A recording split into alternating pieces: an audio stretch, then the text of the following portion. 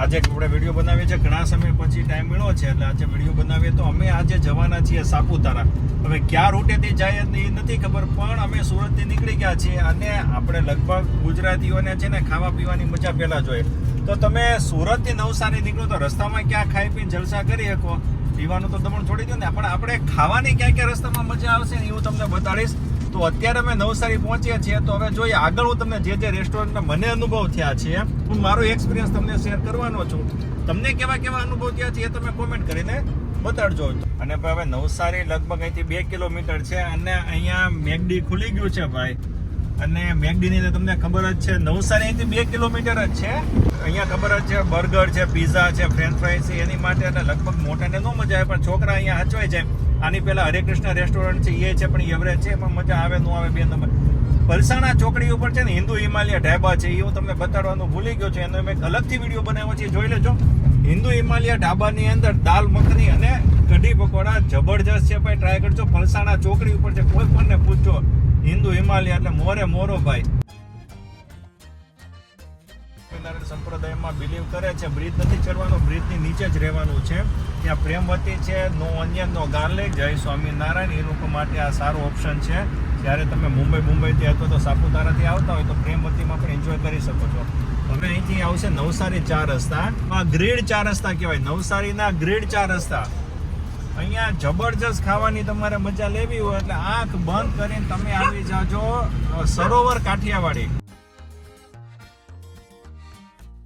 અહીંયા જો તમારે તો આમ તો કાંદાનું શાક એવું મળે છે, પછી કાજુ લસણિયા ગટ્ટેકી સબ્જી એ મળે છે, રજવાડી ઢોકળી એ સુપર છે, એની યારે ફ્રાય પરોઠાનો આનંદ બહુ તમને અનેરો આનંદ કરાવશે. અને પંજાબીના શોખીન હોય તો નવસારીથી ગ્રીડ 4 રસ્તાથી 1 કિલોમીટર આગળ જશો, ચાલો હું તમને બતાડું, સામે જ આવશે. નવસારી ચેકપોસ્ટથી 2 કિલોમીટર પહેલા આવી ગયું છે રાજન ઢાબા. તમને નજીકથી બતાડું, હું થોડો કઈ હરક પતોડો હતો મેં તમને પહેલેથી કહી દીધું. આ રાજન કા ઢાબા, ત્યાં દાલ મખની, લગભગ તો દાલ મખની ફેમસ છે ને ક્યારેક જો એવું લાગે તો બપોરે આવ્યો હોય તો તમે આલુ પરોઠા ખાઈ શકો છો, રાજન કા ઢાબા. ને પછી તમે નવસારીથી આગળ આવો એટલે ચીખલી આવે. ચીખલીમાં તમને ખબર છે ને ભાઈ આપણું ગુજરાતી ફેવરેટ ફૂડ બોમ્બ જેવું, ઢોકળા, ફાફડા, હાંડવો.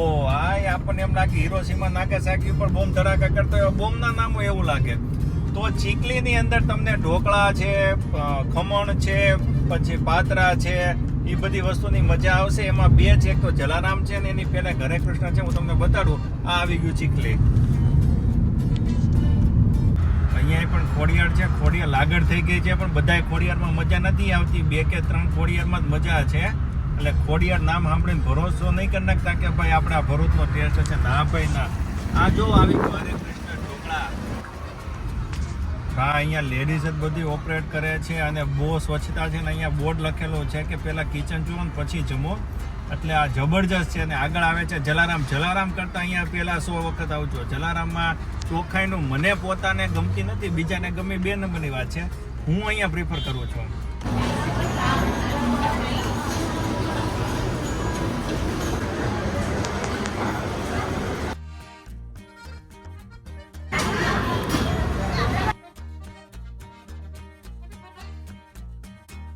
અહીંયા ઢોકળા છે, પૂરી ભાજી છે, સાબુદાણાની ખીચડી છે, બધામાં જલસા પડી જશે.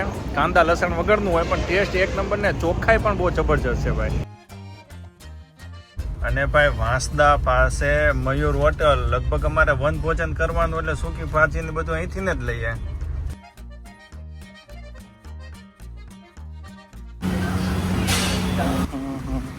ભાઈ અમે મયુરેથી પાર્સલ લીધું ને હજી 1/2 કિલોમીટર નથી આવ્યા ત્યાં વાંસદા ચોકડી આવી ગઈ.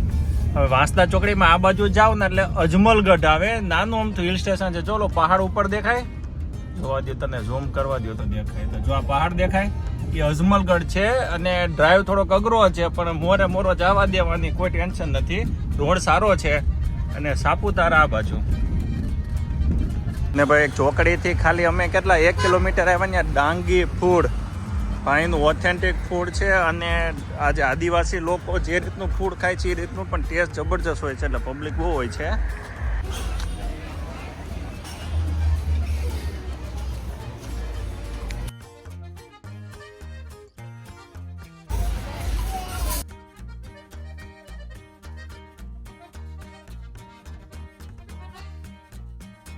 આમ તો પબ્લિક છે ને એકચ્યુઅલી ખોરાકથી ધરાઈ ગઈ છે. હવે પાછું આવા બધા ફૂડ ઉપર નાગલીના રોટલા ને અડદની દાળ ને નાગલીના પાપડ ને ચોખાના પુડલા ને એવું બધું હવે ચાલુ કર્યું છે ખાવાનું. પણ મૂળ ટેસ્ટ તો આ જ. ભાઈ વાંસદા નેશનલ પાર્ક અને આની સામે જ કિલાડ છે, ઇકો કેમ્પ સાઇટ છે, ત્યાં પણ મજા આવે એવું છે. તમે નાઇટ સ્ટે કરી શકો છો. અને જે મયુરમાંથી જે સૂકી ભાજીના થેપલા લીધા હતા એ આ પ્રકૃતિના ખોળે આ 60 રૂપિયામાં 100 રૂપિયા આપી દીધા કે અમને બેસવા દો અને આનો આનંદ માણ્યો. થેપલા, સૂકી ભાજી અને પરોઠા પણ હતા. છાશે લઈ લીધી હતી અને મજા આવી ગઈ ભાઈ.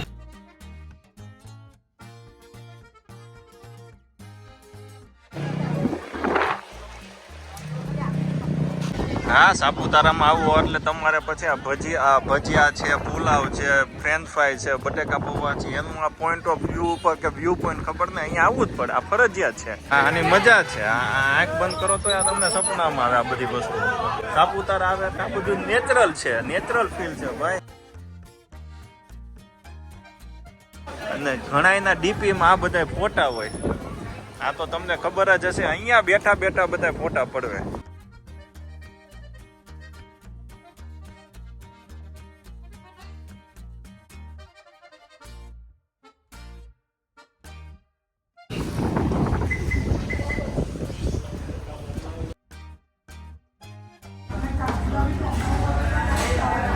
અને છેલ્લે 12 વાગ્યા પછી ભૂખ લાગે તો આ પાઉંભાજી તો છે જ.